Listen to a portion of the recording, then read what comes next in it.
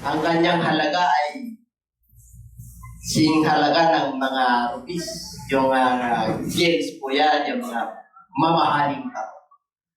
Okay, at pagpalain mo tayo lahat at sabihin mo sa iyong katabi, peace be with you. Peace be with you. Okay, at kayo po ay makakaupo na. Okay po, at naramdaman nyo ba na kasama natin ang Diyos? Yes! Ay, pag naramdaman mo na, sigurado panalo ba? Kasi kasama natin ang Diyos. And my preaching this morning is entitled, Ulirang Ina. Sino ang mga ulirang ina dito? Parang hindi kayo uliran. Ang uliran ay huwaran. Diba? Huwaran, halimbawa, okay? At a noble mother.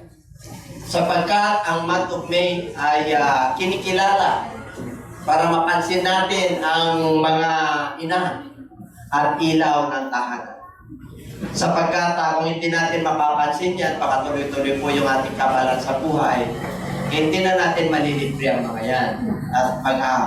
At sa sobrang kabalahan, hindi natin ma-realize na may mga pagkukulang po tayo sa ating mga nanay. Amen po? Oo, kaya papag-aralan po natin ngayon yung ulirang ina. Kaya dyan sa ating nabasa, sino raw ang makakasumpong ng mabuting asawa? Mabuti. Uliran. Noble. Noble is an excellent. Fine or good or morally good. Yan po ang noble. Ano? At napakaganda, marangal at napakarikit. Yun ang ibig sabihin po ng noble. Ano? Ibig sabihin, hindi yung ganda ng panlabas. Pag sinabing napakaganda, ang tinutukoy po doon yung kanyang kalooban. Dito ba kayo? Kaya, sino ang mga ulirang ina rito? Ha? Ayaw nyo maging uliran? Malalaman nyo para maging uliran po tayo. Ano? Kasi ang month of May, sinisilibrate po yan. Ano? Ng Mother's Day. Lalo na yan, pinaka-ano po natin yan, yung second week. Yung every second week of the month, yung Sunday ng May. So, dito po, titingnan po natin kung sino yung mga unang ina na nagsakripisyo. Yung mga naging ulirans na mga Bible characters. Tingnan natin si Eva. Tingnan natin si Eva. Ang Tagalog niyan, Eva.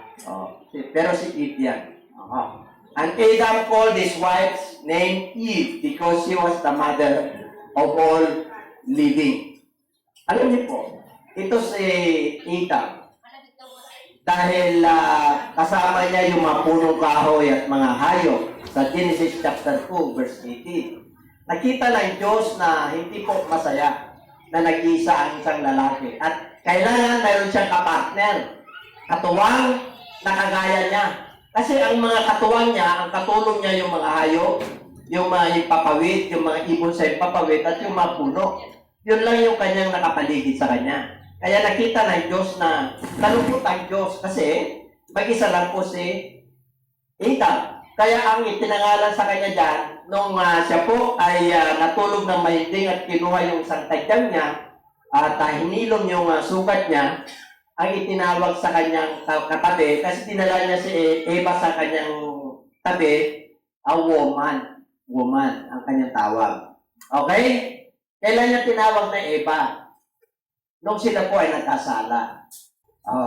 Di ba? Kasi woman ang pagkakilala niya noon. Kaya nung naliwanagan po sila nung nagkasala po at sila po ay pinaalis sa paradise, sa Garden of Eden. Yun. Ang sabi po dyan sa Genesis 3:20, and Adam called his wife named Eve because she was the mother of all living. Siya yung ina ng sangkatauhan. Kaya si Eva kahit na nagkasala siya, siya yung ina ng sangkatauhan. Kahit na nagkasala si Eva, nagkaroon pa rin siya ng pangako ng ating Panginoon sa Genesis chapter 3 verse 15. Okay? Ang sabi ko roon sa Genesis 3:15, no? I will put enmity. Bibigyan ko kayo ng enmity, kaaway, nag-away kayo. Tinutukoy niya po dyan ang kaaway na si Satanas at sa kayong babae. Ang tagapagligtas po, mamabagitan po doon si Jesus Christ sa Genesis 3:15. Kaya yan po, kahit na si Eva ay nagkasala, pinangakuan pa rin siya ng ating Panginoon na siya ang gagamitin ng sakabaw ng babae para doon papasok ang tagapagligtas, hihiram ng katawan upang maligtas ang sangkatauhan. Ngayon, how to become a noble mother? Paano ang isang babae ay magiging huwaran at halimbawa? Okay, tingnan po natin. 2 Corinthians 11:3, anong nandun? But I fearly somehow as the serpent deceived Eve by his craftiness, so your minds may be corrupted from the simplicity that is in Christ. Okay, ito po si Apostol Pablo ay sinulatan niya ang taga-Korinto na huwag silang palaya kagaya ni Eva na nadaya. Ang tinutukoy po dyan yung turo. Okay? Ang tinutukoy dyan ang turo. Tatandaan po natin na 2 beses lang minention si Eva sa Old Testament, 2 beses lang din sa New Testament. Hindi siya ganong na-emphasize. Okay? Pero matindi yung pagka-emphasize niya dito. Ibig pong sabihin, mag-ingat po tayo sa mga turo dahil may mapandarayang turo. ito po yung nagsisira sa isip ng tao. Ang kailangan po natin, simplicity that is in Christ. Ibig sabihin, doon tayo manalig sa turo na binigay kay Apostol Pablo sa isa sa mga alagad. Ayaw ng Lord na mayroon magturo sa atin ng ibang mabuting balita. Kasi pag may ibang mabuting balita, other Christ, other gospel, and other spirit. So, pinag-iingat niya po tayo. Okay? Pangalawa, sa 1 Timothy 2:13. Ito na. Ano ang nando sa 1 Timothy chapter 2, verse 13? For Adam, for first and Eve. Basahin ko po sa wikang Tagalog. Alalahanin ninyo, si Adan muna ang nilalang bago si Eva. Hindi si Adan, kundi si Eva ang nadaya at sumuway. Ngunit maliligtas ang babae. Okay, take note ha. Maliligtas ang babae dahil sa pagsisilang ng sanggol. Kahit na nagkasala babae, maliligtas.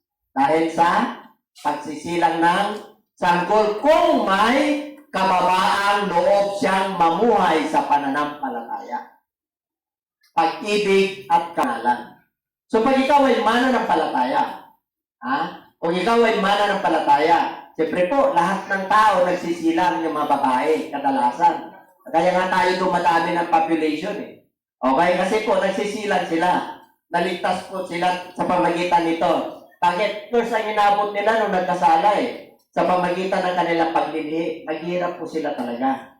Kaya nakita ko po yung paglilihi, mahirap. Talagang kasama talaga sa akin. Pero huwag kayong mag-alala. Amen, mga babae. Kahit na kayo yung unang nagkasala, pero parin panako ng Diyos. Amen, everybody say amen. Okay. At yan ay malalaman po natin mamaya. Okay, sino na ang pangalawa? Si Hana. Okay, sino ba si Hana? Si Hana po ay, ang anak niyan ay si Samuel. Okay, ang kanyang, okay. Dito po, then she made a vow in 1 Samuel 1:11. Then she made a vow and said, O Lord of hosts, if you will indeed look on the affliction of your maidservant and remember me, and not forget your maidservant, but will give your maidservant a male child, then I will give him to the Lord all the days of his life, and no razor shall come upon his head. Okay? Si Hana po ay walang anak. Okay? Mayroon siyang, alam niyo, nung may asawa yan eh. Okay? At ito po, sila po ay, ang hiningi niya dahil lagi siyang kinukutya nung asawa niya, yung asawa ng, si Ilka na ba yun? Yung asawa niyang lalaki. Si Piniha yung kanyang asawang babae. So, dalawa po sila. So, customary po nila kasi yan. Okay? Kaya wag na kayo magtaka, dalawa asawa. O pagkakasabi niyo, mananampalataya, dalawa asawa, hindi po. Iba na nung panahon ni Kristo, tumingin ka nga lang sa pagnanasa. Sa isang babae, nakakomit ka na ng adultery. Okay? Kaya dito po, dalawa asawa niya. Hindi nagkaanak yung isa. Pero mas mahal niya si Hana. Kaya tinudoble niya yung gift niya. Kaya pag sumasamba sila sa templo, laging bakit lagi kang umiiyak. Kaya yan po yung kanyang vow. Okay, kinukutya siya ng Piniha. Kasi marami siyang anak eh. Kaya sabi niya, baog ka. Sarado yung mo, pinurse ka ng Lord. Yung magpangungutya. Kaya dito, nagkaroon siya ng vow sa Lord sa temple. Anong sabi niya? Kung bibigyan mo ako ng anak, ito yung papangako ko sa iyo. Diba? Nangako siya eh. Ano yung pinangako niya? Na pag bibigyan mo ako ng anak, Panginoon, pag dinaringin mo ako, bibigyan mo ako ng anak na lalaki. Specific. Bigyan mo ako ng anak na lalaki, ibibigay ko sa iyo sa buong buhay niya, maglilingkod siya sa templo. Maglilingkod siya sa templo ang buong buhay niya. At hindi pwedeng putulin ang kanyang no razor shall come upon his head. Okay. Kasi to eh. Si Samuel po yan, hindi sa Samson Iba si Samuel, iba si Samson. Okay. Nasa right si Samson. Si Samuel, hindi, yung reason na tinutukoy ko dyan, hindi siya ganong kasi ang panata ng nasa right, iba po. Okay, palapagan natin ang ating Panginoon. Kayong makikita po natin sa 20, dumating ang panahon na si Hana ay nagkaroon ng paglilihi. At tinawag ang kanyang pangalan Samuel. Because I have asked for him from the Lord. Bakit Samuel? Kasi hiningi ko ito sa Panginoon. Kaya sabi niya sa 22, but Hannah did not go out for she said to her husband, not until the child is weaned. Then I will take him that he may appear before the Lord and remain there forever. Okay? Kasi every year po pupunta sila sa Jerusalem. Pupunta sila sa Silo. Kasi yun ang customary nila. Kasi malalayo po yan. Okay? Nag-stay po sila roon. Every year po yan. Kaso sabi niya na, huwag mo na akong sasama sa iyo. Kasi, hanggang hindi ko maawat si Samuel. Awatin siya, siyempre. Pangako niya sa Diyos yun eh. Talagang masakit sa kanya. Pero wala siyang magawa. Kasi pinangako niya sa Diyos. Amen? So, nag-sacrifice po siya. Kahit na masakit, wala siyang anak. Dahil pinangako niya sa Diyos, tutuparin niya. Believers, may mga pangako pa tayo sa Diyos na tinupad natin. Anong tayo po ay may mga pangako sa Lord, lalo na pag may pinagdadaanan tayo. Para pangako natin kay Lord. Wari, nagkasakit tayo, talagang, parang wala ka na sa mundo ito, lalo na pagka yung puso mo at saka yung lamig, umaakyat at umiiba yung pakiramdam mo, di ba nangangako ka sa Diyos? Narinig ng Diyos yun. Di ba nung ikaw ay nasa matinding kalagayan, hirap na hirap ka sa buhay, di ba may pangako ka sa Diyos? Pero ba? Narinig ng Diyos yun. Kaya sabi ng Bible, huwag kang basta magbitaw pagdating sa Diyos. Nandiyan pa ba kayo? Kaya yung pangako po natin, alalahanin natin, kaya sabi ni King David, I will perform my vow. O yung mga panata ko sa iyo, Panginoon, tutuparin ko. Kahit na mahirap, tutuparin mo talaga kasi narinig ng Diyos yan. Narinig ng Diyos ng pangako mo. Makalusot lang ako sa problema na ito, Panginoon. Pagkakaanin mo lang ito, maglilikot na ako sa iyo. Hindi nyo ba nabanggit yun? Nabanggit nyo. Meron yan. Kaya lang nakakalimutan nyo kasi hindi na kayo nakakapaglingkod. Hindi, ang paglilingkod kasi ang akala nyo, obligasyon. Ang paglilingkod sa Diyos ay privilege. Kasi yung iba natatakot maglingkod sa Diyos eh. Amen po? Masakit yun. Inalagaan mo, tapos nag-aagaw yung kanyang bigay ko na kaya kayo sa Lord, pero wala siya magawa. Alam niyo sa verse 28, yung susunod, dahil, therefore I also have led him to the Lord. Bigay ko na sa kanya, as long as he lives, he shall not be led to the Lord, so they worship the Lord. Ibig kong sabihin, nung itinaraya niya na si Samuel kay Eli, si Eli po ang pare noon, yung sacerdote. Lagi niya sinasabi, pagka pupunta sila sa susunod na verse yan, yung 1 hanggang 29 hanggang 31. Basahin nyo na lang yan sa 1 Samuel. Okay, lagi niya sinasabi, pagpalain ka ng Diyos. Pagpalain ka ng Diyos. Lagi niya sinasabi, pag nakikita niya. Kasi natutuwa si Eli. Meron na siyang worker sa templo. Meron na siyang katuwang. Amen? Nandiyan pa ba kayo? Tuwang-tuwa siya. Kaya, pag nakikita niya, yung kanyang asawa, yung mag-asawa nag-aalay sila sa Lord, sana palitan ng anak palitan ng maraming anak si Samuel.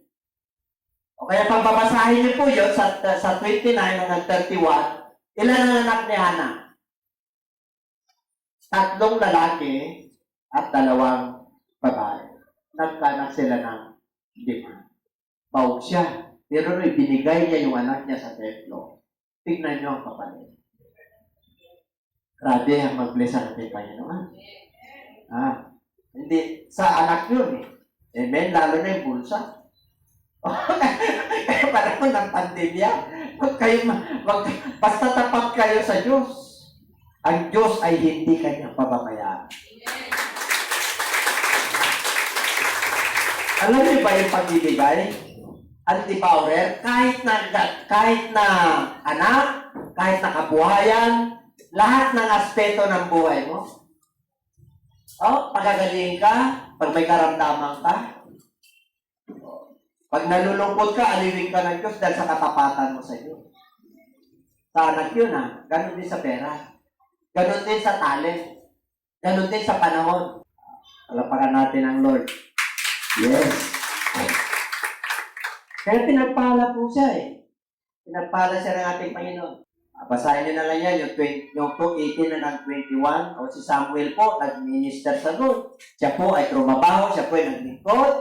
Okay? Pero alam niyo, pag-ibig ni Juan Hana, gano'n na lang.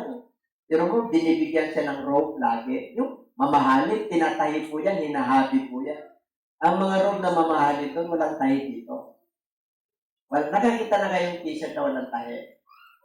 Hindi po, walang tahi. Dito. Wala. Meron.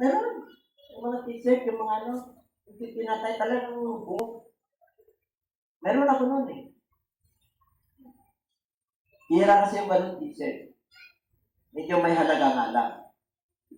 Diyan pa ba kayo? Okay.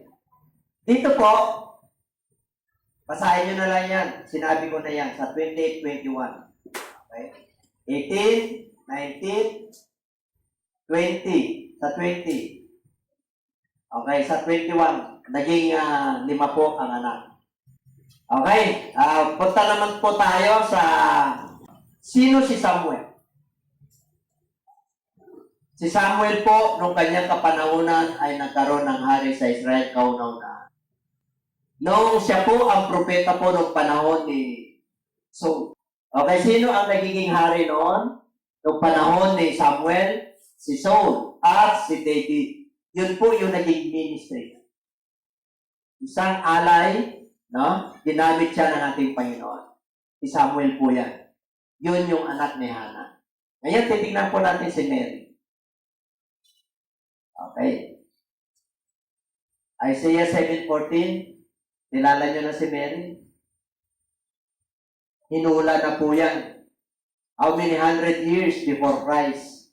Therefore, the Lord Himself will give you a sign. Behold, the virgin shall conceive and bear a son and shall call his name Emmanuel.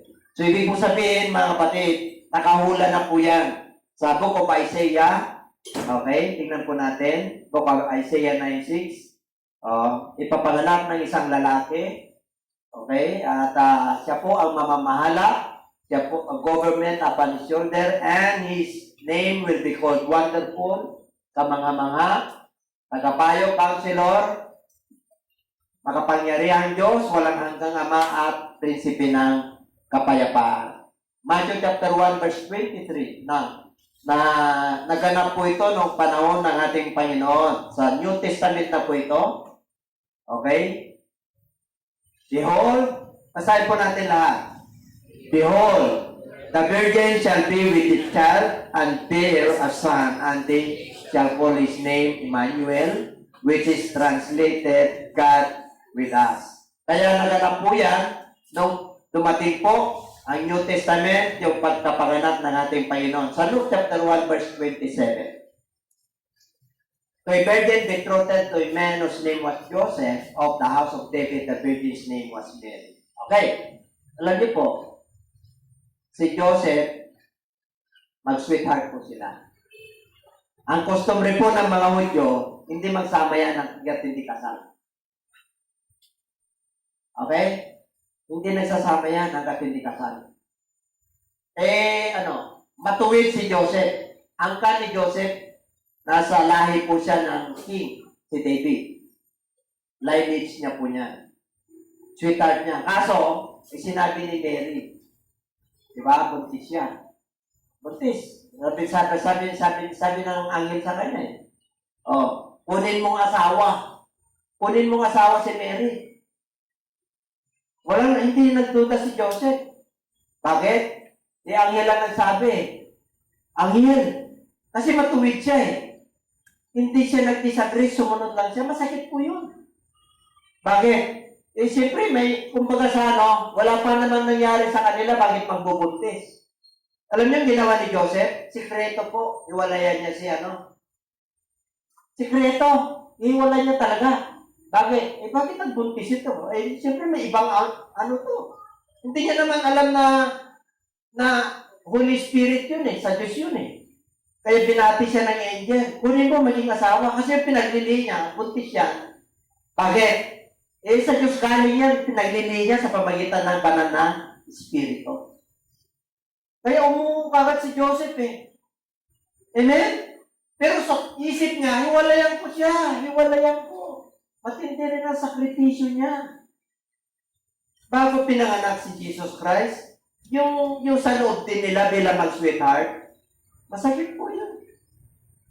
Kaya maraming nagsakripisyo. Yung mga huwarang ina, kahit na nagkamali, nakasala, may kahinaan, nagsakripisyo rin si Eva Naglihi. Diba? Hanggang ngayon, nadala yan. Nagsakripisyo rin si Hana. Ano sinakripisyo? Binigay niyo kanyang anak. Eh, lalo si Virgin Mary, dilo mo sinabi ng angel sa kanya, pagpalain ka ng Diyos.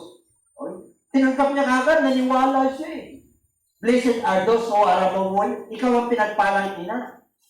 Tinanggap niya kagad Amen?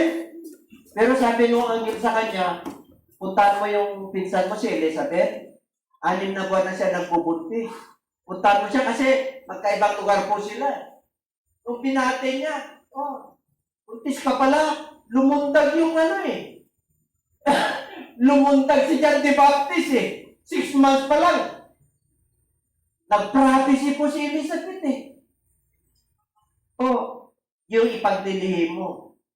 Nagpuri na si John the Baptist, nasa sinapupunan pa lang. Ilang buwan pa lang. Kasi 3 months ang pagitan nila Ay 6 months 9 months ang Kaya nauna po, si John the Baptist na pinanganak. Kaya nung nag-ministry na po sila, doon na, makita mo yung sacrifice ni Mary. Alam niya, dahil sa kapanganakan ni Kristo, ang daming namatay Ang daming namatay. Nakahula na po yan.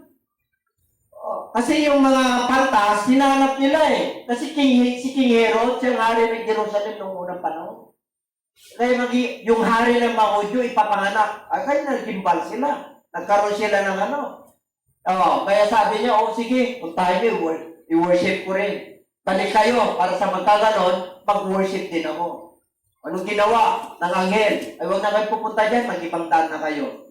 Kaya mula yung araw na yon, yung takda ng pagkasalita at siniyasat ni King Herod yung mga pantas. Pinatay lahat ng mga 2 years old pababa sa Judea, sa Jerusalem. Libo po yung namatay. Amen? Ganun po ang sacrifice. Bago natin nakamit itong kaligtasan na to. Kaya yung huwarang ina na yan, hindi ganun kadali po yun makuha. And everybody say amen. Paano magiging huwarang ina? May nauna na Sila iba nagsakripisyo Si Hana nagsakripisyo na Si Virgin Mary nagsacrifice Pero, nagsacrifice siya. Tumiram ang katawan ng Panginoon Diyos para siya magkalaman. Saan niya kinuha yung kay Virgin Mary? Wala naman virgin na magkakabuntis Meron na ba kayong nakita virgin na magkakabuntis? Wala. Kaya virgin Bakit? Pumiram ang Panginoon Diyos sa katawan ni Mary para maligtas ang sangkatauhan. And everybody say amen. Kaya lumabas yung ating mga nanay. May kahinaan yan, pero makikita nyo may mga karakter yan na magaganda kahit na hindi nakakilala sa iyo. Lalo na pag mananampalataya ka. Sabi nung pinasa natin sa 1 Timothy 2:13 kanina, ang huwarang ina, paliligtas ang anak dahil sa kanyang kapanganakan at siya ay mananampalataya at siya ay magiging huwaran sa kabanalan, sa pananampalataya at pag-ibig. Ngayon, gusto nyo malaman kung ano ang karakteristik ng noble mother? Katangian? Gusto nyo malaman? Palapagan natin ang Lord. Tingnan natin mga mother Yung mga nanay nyo kung nandito siya sa mga katangian na to. tingnan natin. Di ba mahirap makakita ang noble mother? Mahirap makasumpong ang mabutihing ina? Tingnan natin sa 11. Start ng 11. Tingnan natin ang 31:11. Okay, anong sabi dyan? Basahin natin. The heart of her husband that safely trusts in her, so that he shall have no need of his spoil. Okay. Lubos ang tiwala ng kanyang asawa at saganang paghinabang ang makakamit niya. Isa sa mga katangian ng putihing asawa, nanay, ina, ay may tiwala ang asawa. Di ba? May tiwala pa kaya sa asawa? Sa asawa niyo? Di ba? May tiwala bang asawang lalaki sa inyo? Okay. Pangalawa, sa 12. She will do him good and not of evil all the days of her life. Ginagampanan niya. Pinaglilikuran niya ang kanyang asawa habang siya ay nabubuhay. Pawang kabutihan ang kanyang ginagawa at di kasamaan. Diba? Mahirap ba yan? Hindi mahirap. Kasama yan, qualification po yan.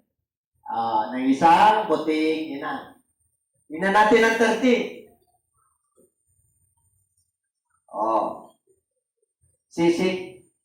Seek it wool and flax and work it willingly with her hands. Tagalugin natin, wala siyang tigil sa paggawa. Hindi na halos nagpapahinga. Humahabi na ang kanyang lino at sa kaanglan. Okay. Nakita ka niyo yung nanay niyo, lola niyo? Sino bang nananahid dito yung mga karsonsilyo hanggang ngayon? Pag may punit. May punit ang inyong mga tinatayan ba kayo ng nanay niyo? O hindi marunong magtahi? Kasi iba na ngayon eh. Baka pag-uwi nyo naman, sabi niyo, tahihin mo naman yung ko. Pagkakawaya, patahin niyo yung kanyang kamay. Hindi ganun ba? Yan lang, naging tayo. Palapakan niyo natin ang ating Panginoon. Kasi Mother's Day eh. Inaanadis natin, kinikilala natin sila. Para sa kanila ito, kaya ako nakabaron. Para sa kanila to. Ngayon, ang tinitingnan natin, bakit tayo kailangan magiging uliran? Para huwaran. May mga kahinaan po, lahat tayo. Walang perfecto rito Wala. Lahat ng kababayan, may kakulangan yan. Pero, nagiging perfect po tayo habang tayo po ay sumusunod. Amen po? Ba't pag nagpuri ka sa Lord, nalugod ang Lord sa iyo. Yung kahinaan mo, kalakasan ng ating Panginoon, nalulugod sa iyo. Isang araw, kakausapin ng Diyos yan. O yung kahinaan mo sa mo, ayusin mo. Pero mo mangusap ang Diyos sa Kanya. Amen? Mangusap ang Diyos sa inyo. Di ba nangungusap ang Diyos sa inyo? Palitan mo na yung ugali mo. Yung makukonsensya ka. Hindi yung voice, yung makukonsensya ka talaga. Wari, may pangangaral. Nagpuri, may pagkukulang ako Wari, anak mo. Di ba? Nakalimutan niya na Mother's Day. Nakarinig siya ng preaching. Dami pala akong pagkukulang kay nanay. I want to greet my mom. I just a message. So, di ba? Yung mga magpupus ng konti. Kaya minsan nangungusap ang Lord sa mga iba't ibang kapamaraan. 31:14. Ano sinasabi po riyan? She's like the merchant ship, she bring her food from afar. Sino mahilig mag-negosyo ng nanay dito? Asama pala yun? Gusto niya kumikita? Hindi, totoo po yun. Sabi po riyan 14 na po tayo, Tulad ng isang barkong tigib ng kalakal, siya ay nag-uwi ng pagkain mula sa malayong lugar. 15, bago pa sumikat ang araw, ay nihanda ng pagkain ng buo niyang sambahayan, pati na ng gawain ng mga katulong sa bahay. May kakayanan ito. Pati kasama sa bahay, hindi niya pinababayaan. Ang mga amoy, pinababayaan, katulong. Ay, huwag kang kakain pagkain mo. Pero pagka Tirtus wife ka pala, katangian pala yun, yung naghahanda. Ang tanong, paano kung walang inihanda? Pero sabi niya, nangangalakal Ibig sabihin, tinutulungan niya yung kanyang asawa. Amen? Nandiyan pa ba kayo? Meron akong kilala, panay tulong niya. Hindi naman kumikita. Kaya sinasaktan siya ng asawa. Saan mo pinadala yung pera? Akala niya tuloy, ay meron siya ibang kano, yung pala talagang nalulugi. Hindi niya sinasabi sa asawa niya. Kaya tapat ka sa asawa mo, sabi mo, lugi tayo Kung sabihin mo, kasi maghanap O saan yung pinunan mo? Hindi niya sasabihin, kinain na yung anak ko pinaghanda ko na, wala ka na bang ibinibigay Di ba? Sabihin niyo, transparent kayo. Kaya yung iba, natatakot sa asawa, baka mamaya, tanungin, saan napunta yung Ay, natural naman Saan ka pa magtanong?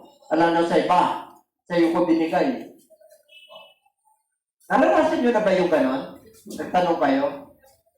Saan yung tinatago ko sa'yo? Hindi nyo tinatanong? Maganda yan. May tiwala kayo sa isa't isa. Magpipigit na po kayo yun. Alam nyo itong nangyayari sa atin? Ano pa lang ito? Ay, sabi ko sa inyo, magdedikit na tayo sa Diyos. Ano yung system? Say, consider the field. Bakit may field dito? Matama na tinitingnan niya bukid bago siya magbayad. Ang kanyang mindbook ay pinagpat. Pero, siya? Nagsisaving siya Amen? Hindi niya pinapabayaan yung kanyang Kaya, nakikita na kayo mag-asawa, na ganyan, naghihiraman kayo. Pero pagka, kukwak, amin kung natin Ilocano. Para kayo, sa'yo, sa akin lang kasi wala na pambayad. Kukwak amin nun, kung natin Ilocano.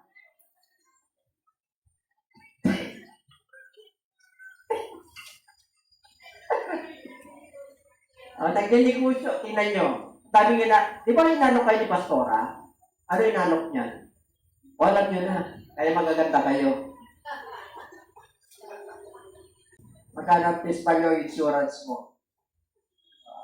Di ba? Alam nyo yung value nyo. Dapat alam nyo. Lalo na kayo mananampalataya. May value kayo sa harapan ng Lord. May value tayo. May halaga tayo. Niligtas niya tayo Mahalaga ka sa kanyang harapan. Akala nyo gano'n lang tayo? Hindi po. Matindi tayo sa harapan ng Diyos Tayo ang apple of the eyes na nating Panginoon. Ng pandemya, ako kitang-kita ka niya. Protektado ka niya. Panahon ng kahirapan, pakakainin ka ng Diyos. Diyan, kikilos ang Diyos. Sabi ko sa inyo mga kapatid, 70 na tayo. Hindi ingatan ang kanyang katawan. May exercise huwag yung hayaan yung katawan na lumubo. Baka mamaya, yung asawang lalaki makakita ng Coca-Cola body. Gayon man, sa 17, gayon may naiingatan ang kamay at katawan upang matupad ang lahat ng tungkulin niya araw-araw. Sa 18, sa kanya'y mahalaga ang bawat ginagawa hanggang hating gabi makikita ang nagtataga. 19. Siya'y gumagawa ng mga sinulit at humahabi ng sariling damit. Matulungin siya sa mahirap at nangangailangan ay bukas ng palad. Diba? Giver yan. Basta may kumatok yan, kahit wala ng pera yan. Pag walang pera yung isa, ikaw may nakatago. May kumakatok pa sa inyo. Para humingi, sabi nyo kagad wala. Paano kung anghel yun? Sinabi ng sa Bible yun O yung mga lumalapit sa inyo, tulungan nyo. Baka mamaya, anghel na yung siya, pinadala. Ay, mga kapatid, kung ano may bibigay mo. Ay, minsan, talagang naranasan ko na yan sa Maynila. Biglang nawala yung tao Biglang nawala. Kasi nabibigyan ko. Biglang nawala. 2 beses po yan. Kasi walang-wala kami noon. Bibigyan ko siya ng pagkain. Pumunta ako, lumabas ako sa talilan po Di ba may tindahan tayo? May nakaupo na matanda? May matanda talaga kami nakasaksi. Hindi, lutuan natin. Bigyan natin siya pagkain. Sa talilan, inalingat na wala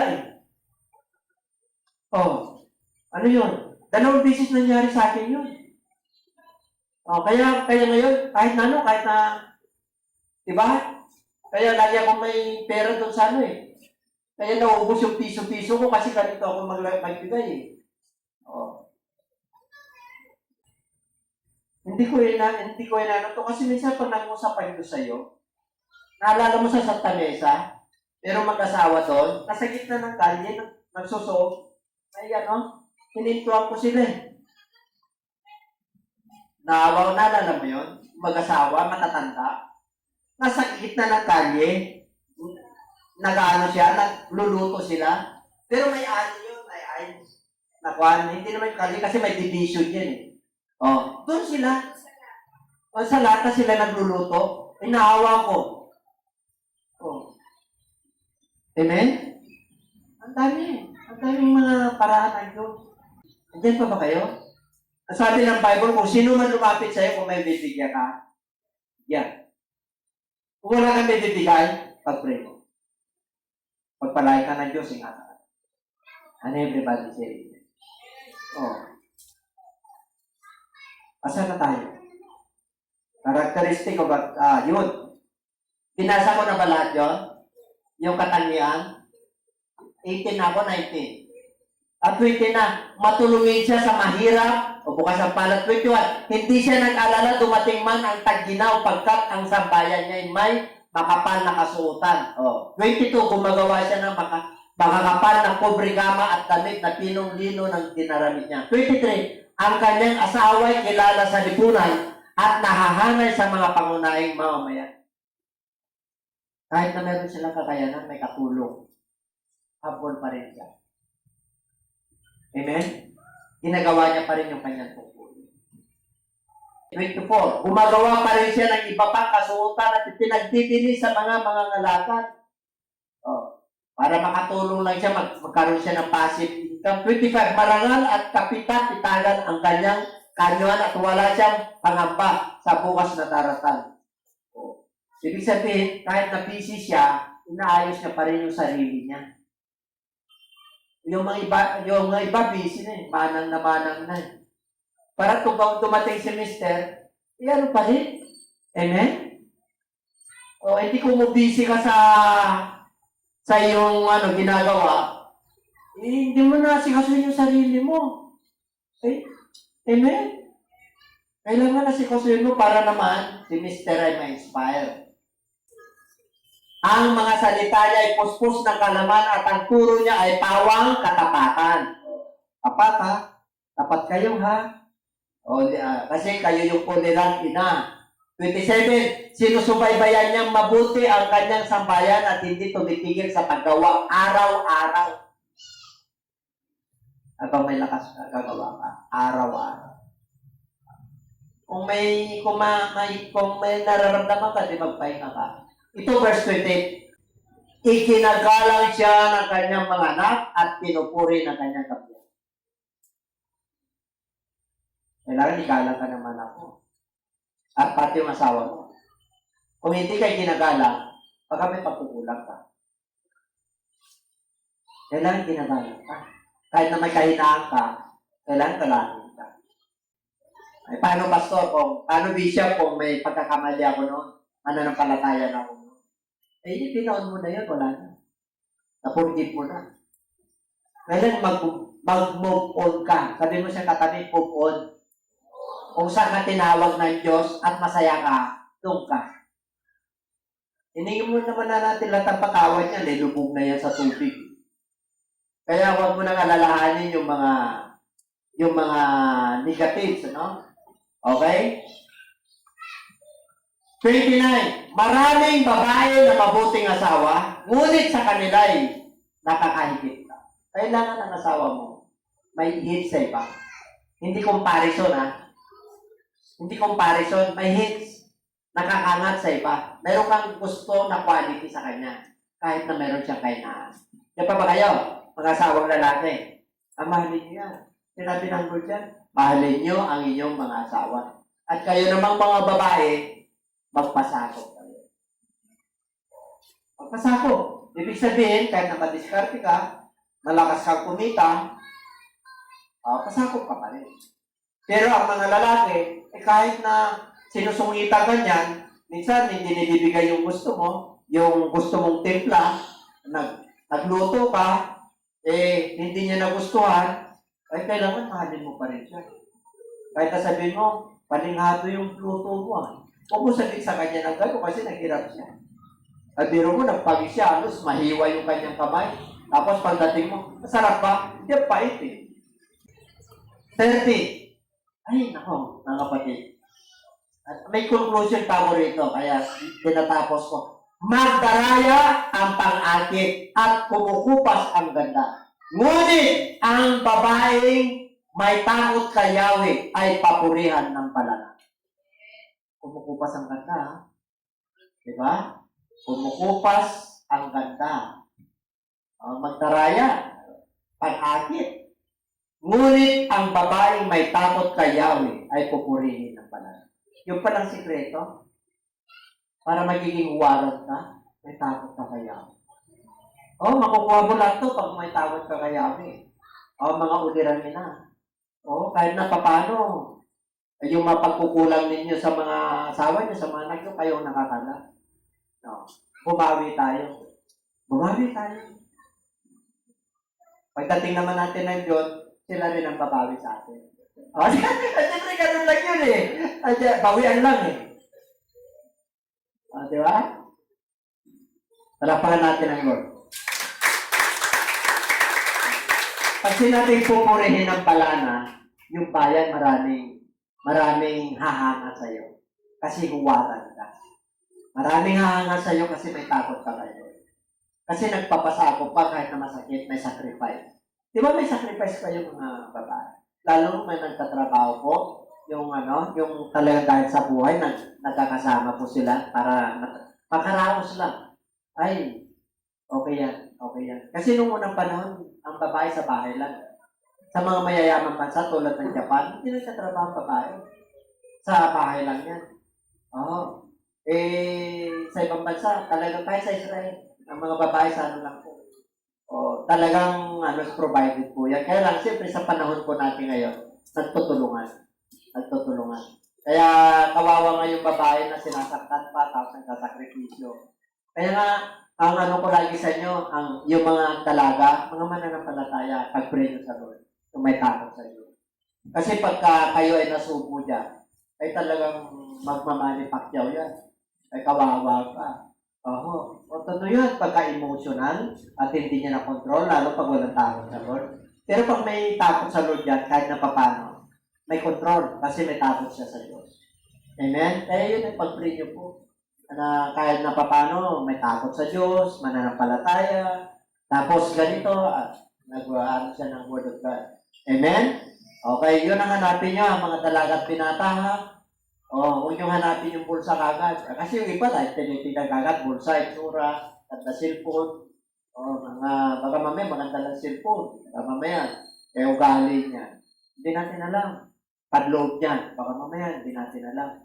Kaya kailangan, mapagbantay. Pag nagkamali ka talaga, mahirap eh. Hindi mo na may sasawi yan. Hirap pa naman sa atin. Kaya sa verse 31, ibuntun sa kanya ang lahat ng parangal. Karapat-dapat siya sa pagpuri ng tayo. So pag may takot ka sa Lord, maraming hahanga sa iyo. Pag mananampalataya ka, kaya mo yan. Lumana ka rito, kaya mo. Paano natin kakayanin? Okay, palapakan natin ang ating Lord. Alam niyo po, si Mary nag-sacrifice, si Hannah nag-sacrifice, si Eva nag-sacrifice. Yung mga asawa natin, nagsasacrifice sila. Ngayon, sa Matthew chapter 25, okay. Ito na po. The kingdom of heaven shall be likened to 10 virgins, who took their lamps and went out to meet the bridegroom. Now 5 of them were wise, and 5 of them were foolish.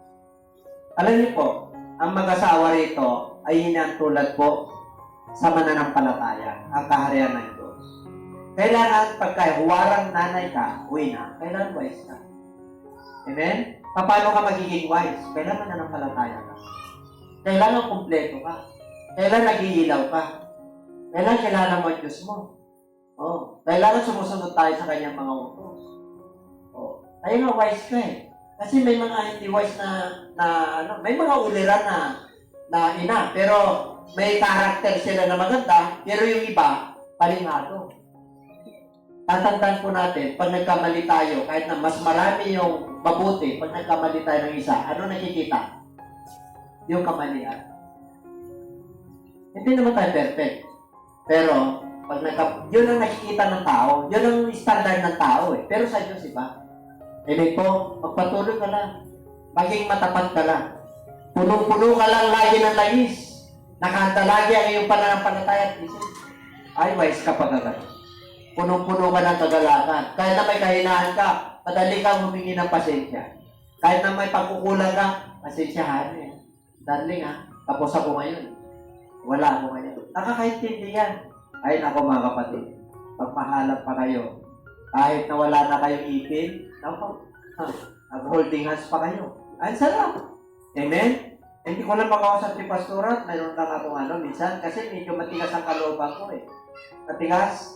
Matigas pag hindi ako napagbigyan, lalo na pagka ganitong edad, 36. Siyempre, natampuhin na yun.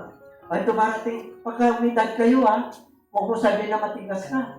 Hindi, dumarating po yun. Yung ang mga may edad, yung tahimik na lugar, yung nagsusolo na, yung gusto nagpapapansin na, para wala nang nagmamahal. So, dumarating yun. Kaya pansinin niyo mananay niyo baka mamaya nagpapapansin sa inyo. O, papapansin sa iyo, kunyari, walang isang pera, bigay niyo. Ay, titi po yan. Alam niyo, sikreto mga asawang lalaki. Bigay niyo yan, regaluhan niyo yan.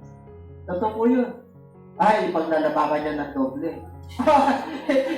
Ay, totoo po yun. Basta magugutubin niya. Pero pag ginutom niya, ganito na lang pa tayo.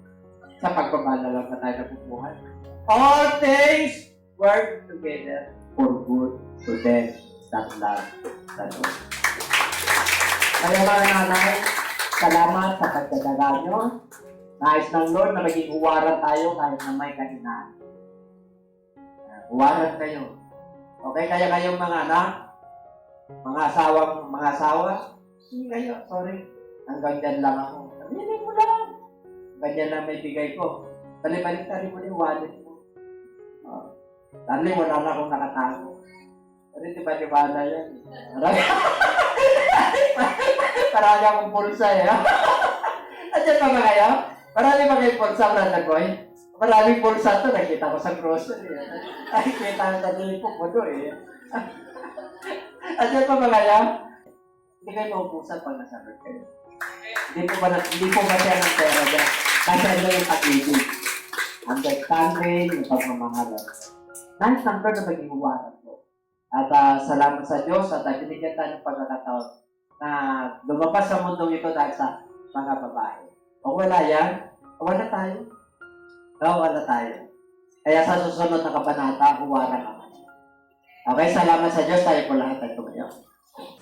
Magandang gabi po sa inyong lahat, sa lahat po ng aming mga viewers at taga-subaybay po ng ating programa dito po sa JCLGAA. Maraming salamat po sa walang sawa ninyong pagsubaybay sa ating programa na napapanood po natin tuwing Friday and Sunday po sa ganap na ikapito at ikawalo ng gabi. Naway patuloy po tayo sa suporta sa gawain ng Panginoon at patuloy po natin ipag-pray na ang pagpapala po ng Diyos ay patuloy na lalaganap po, lalo na po ang pagpalaganap sa mabuting balita ng kaligtasan. At sa gabing ito, mga kapatid, nais lamang po namin kayong anyayahan na kayo po ay tumanggap sa ating Panginoon. Sapagkat sa huling panahon po, marami po ang tatawag sa Panginoon at sasabihin ng Lord na hindi ko kayo kilala. Bakit? Sapagkat wala po kayong relasyon ng tama sa Panginoon. Kung nais niyo po na kayo po'y kilalanin ng Panginoon, tanggapin niyo po siya ng maluwag sa inyong kalooban bilang Panginoon at tagapagligtas. At sa gabi ito, tayo po ay mananalangin ng pagtanggap at nawa ibukas po natin ang ating mga puso't kaisipan na tanggapin po ang ating Panginoon bilang Savior and Lord. Kaya tayo po ay mananalangin at sumunod po kayo sa maikling panalangin ng pagtanggap sa Panginoon. Pigit po natin ang ating mga mata, taas po natin ang ating dalawang kamay at sumunod po kayo sa panalangin ng pagtanggap. Ama banal na makapangyarihan sa lahat, aming Diyos na buhay, maraming salamat po Sa oras na ito, tinatanggap kita sa aking buhay. Patawarin mo po ako sa lahat ng aking pagkakasala na nagawa laban sa iyong harapan. Patawarin mo po ako, linisin mo po ako, at gawin mo po akong karapat-dapat na maging anak mo.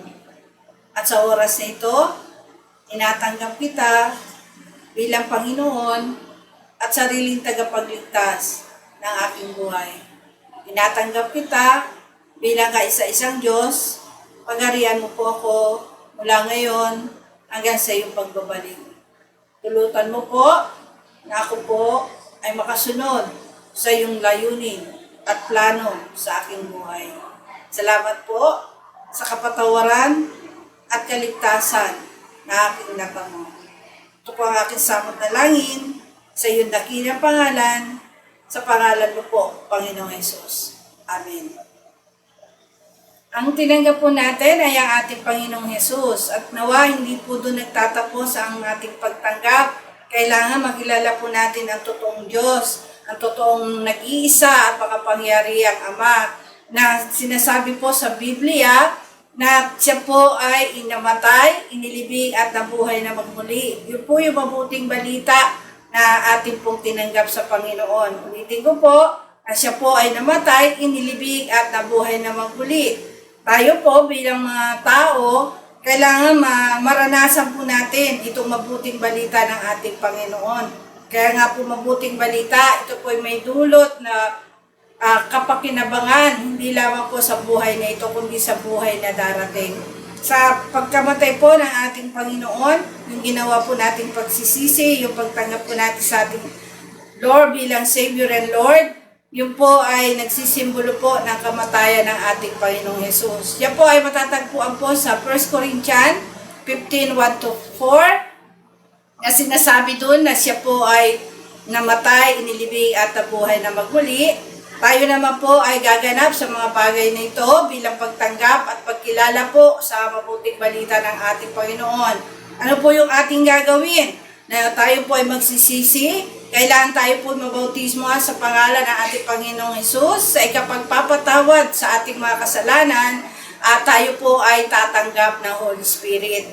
Kung tayo po ay may tamang relasyon sa Panginoon na napatawad po ang ating kasalanan, nagsisi po tayo sa ating mga kasalanan, at tayo po ay papatawarin ng Panginoon at bibigyan ng kaloob ng Holy Spirit.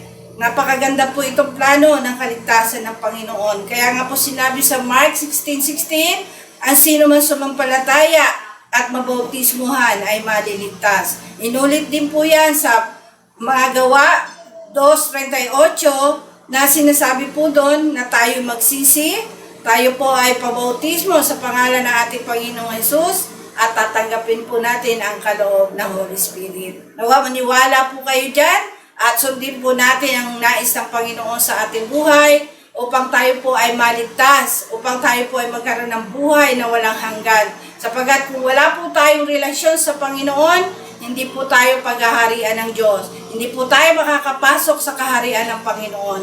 Kaya napakahalaga po na tayo po ay maniwala sa gospel ng ating Panginoon, sa mabuting balita, upang tayo po ay makatamo ng totoong kaligtasan sa ating mga kaluluwa. Maraming po salamat at nawa patuloy po natin bigyan ng puwang sa ating mga puso, sa ating mga kaluluwa, na tayo po ay magkaroon ng panahon sa pakikinig at pakikinig ng salita ng Panginoon upang ang ating pong pananalig sa Diyos ay patuloy na lumago, lumawak at tumibay, lalo na po sa panahon natin ngayon na napakarami pong kaguluhan, napakarami pong kabalisahan sa mundong ito. Kung wala po kayo matatag na pananampalataya sa Diyos, paano po natin matatagalan ang hirap na ito? Pero kung nandiyan po ang Panginoon sa buhay ninyo, tinanggap nyo siya bilang Savior and Lord, makakaasa po tayo na hindi niya po tayo pababayaan. Bagkus tayo po itutulungan ng Panginoon na mabuhay ng may tunay na kapayapaan na bigay sa atin ng Panginoon. Kaya huwag po kayo magsawa na tayo po mag-ipon ng kayamanan sa langit. Sapagkat ito pong kayamanan na ito po ay hindi nabubulok. Hindi ito mananakaw. At higit sa lahat, ito po ay kayamanan na bigay ng Panginoon. At saan po natin yan makukuha? sa pamamagitan po ng pagtsatsaga, pakikinig, pag-a-apply ng salita ng Panginoon. Kaya maraming pong salamat at huwag po nating kakalimutan, lagi na subaybayan po ang ating programa dito po sa JCLGAA tuwing Friday po, Sunday, 7 to 8 p.m. po dito po sa ating YouTube channel. Maraming pong salamat at pagpalain po tayong lahat ng ating Panginoon. God bless you.